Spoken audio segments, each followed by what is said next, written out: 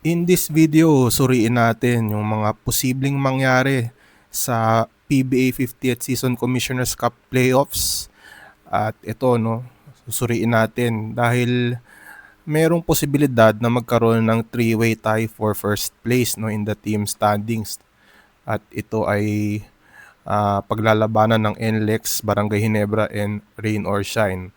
Sa kasalukuyan, as of this recording ngayong May 4, 2026 ay ang NLEX nangunguna with a 9-2 record, followed by Ginebra 8-3 and Rain or Shine 8-3, at maaari silang magtabla at first place with 9-3 record, no, based on sa schedule of games nila. Ay posibleng mangyari yan, no, yung three-way tie for first place. So ano mangyayari kung magkaroon ng ganitong tabla sa first place, no? Suriin muna natin yung naging elimination round results ng tatlong teams. Itong NLEX tinalong Ginebra 118-113. Tapos ang Barangay Ginebra tinalo ang Rain or Shine 114-90. Tapos itong NLEX tinalo rin ang Rain or Shine 92-90. So yan ang magiging basihan para ma-break yung tie, and according to PBA rules, quotient system ang magiging tiebreaker pag merong tabla sa team standings, no? At ang magiging resulta niyan, who gets the number 1 seed, it's going to be Barangay Ginebra dahil sa kanilang 1.0913 quotient and a plus 19 na point differential. Dahil kung matatandaan ninyo, tinalo ng Ginebra ang Rain or Shine sa score na 114-90, 24-point victory over Rain or Shine. Tapos ito namang Ginebra natalo sa NLEX by 5 points. So ang mangyayari, plus 19 yung point differential, lamang sila sa quotient among the three teams.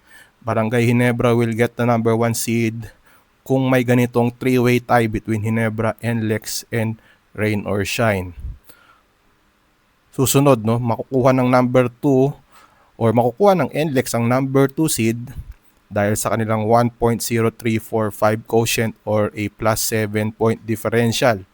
Dahil tinalo ng NLEX ang Ginebra by 5 points at ang Barangay Ginebra NLEX tinalo ang Rain or Shine by 2 points. So magiging plus 7 yung point differential at magiging 1.0345 ang kanilang quotient. At number 3 ang Rain or Shine sa ganitong klaseng tabla between these three teams, 0.8738 quotient and a minus 26 point differential dahil nga tinambakan ng Ginebra ang Rain or Shine, and then itong Rain or Shine natalo sa NLEX by 2 points. So yan ang mangyayari, no, kung sakaling magtabla ang tatlong kupunan.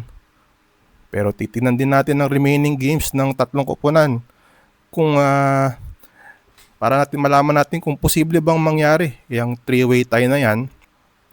Of course, itong Barangay Ginebra, they will be facing TNT on Sunday. So mukhang mabigat itong magiging kalaban ng Ginebra. Ito namang NLEX, medyo magaan, no? They will face Titan Ultra on Tuesday, their final game of the elimination round, and then yung Rain or Shine makakaharap din ang Titan on Friday naman, no? So in a way medyo mabigat para sa Ginebra yung kanilang magiging schedule. Ito namang NLEX at Rain or Shine generally medyo magaan dahil out na ang Titan Ultra sa contention sa quarterfinals, no? So in order to avoid this possible three-way tie ay kailangan manalo ang NLEX kontra Titan Ultra sa Tuesday para makuha na nila yung number 1 seed sa quarterfinals. So yun lang, no. Kung sakaling mag three-way tie ang Barangay Ginebra, NLEX at Rain or Shine sa first place at team standings, ito po ang magiging ranking. Again, balikan natin. Ito po ang magiging ranking pag nagtabla ang tatlong kupunan.